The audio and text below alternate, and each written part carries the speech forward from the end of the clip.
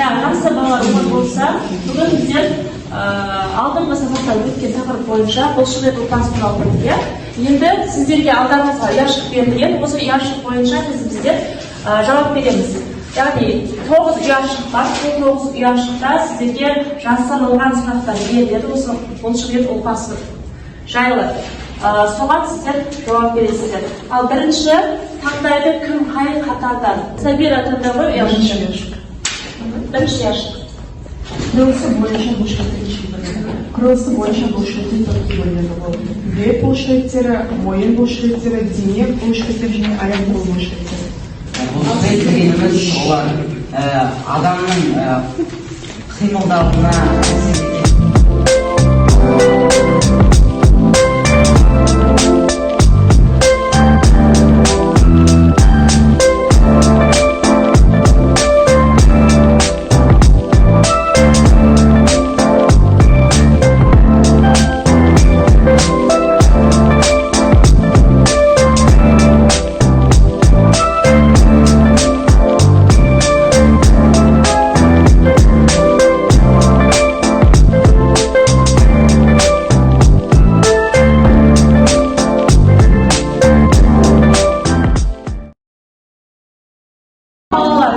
біздер бейне материалдан көптеген ақпараттарды көрдік.